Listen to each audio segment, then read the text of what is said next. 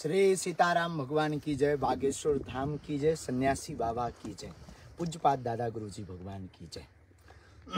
बागेश्वर धाम से जुड़े हुए आप सभी स्नेही जनों को पूर्ववत तो खूब खूब साधुवाद।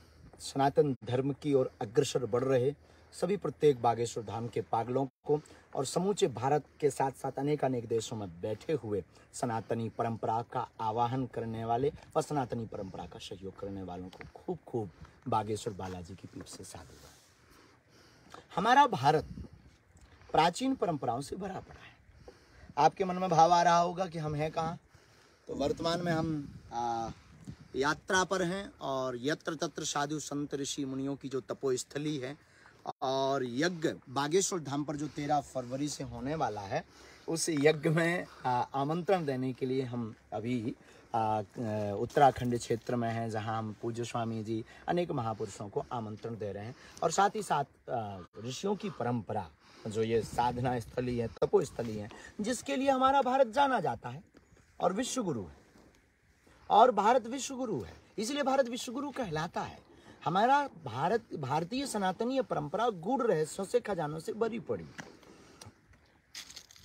प्राचीन परंपराओं पर आपेक्ष लगाना, प्राचीन पद्धतियों पर जो हमारी संतों ऋषियों मुनियों की यात्रा है, उन पर उंगली उठाना एक छोटी मानसिकता दर्शाती है।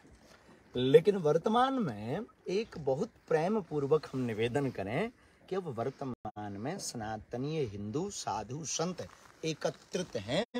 अब आगे अगर आप सनातन धर्म के ऊपर, सनातन संस्कृति के ऊपर और सनातन के साधकों के ऊपर अगर आप उंगली उठाएंगे तो फायदे में नहीं रहेंगे। इसलिए कायदे में रहोगे तो फायदे में रहोगे। भारत सनातनी राष्ट्र है, भारत हिंदू राष्ट्र है।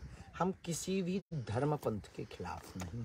सर्वधर्म समन्वय, राम राज्य की स्थापना, जिसमें सबकी सर्वधर्म समन्वय हो, जिसमें सबकी भावनाओं की कद्र हो और सबके साथ सबका विकास, राष्ट्र का हित हो।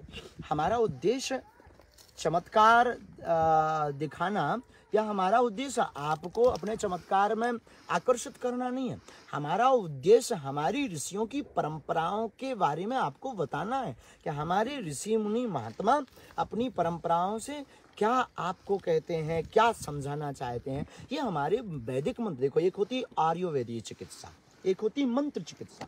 तो हम मंत्र चिकित्सा के माध्यम से आपको अपनी ऋषियों की परंपराओं को अवगत करा रहे हैं, भारतीय संतों को हम अवगत करा रहे हैं, भारतीय संतों की ताकत।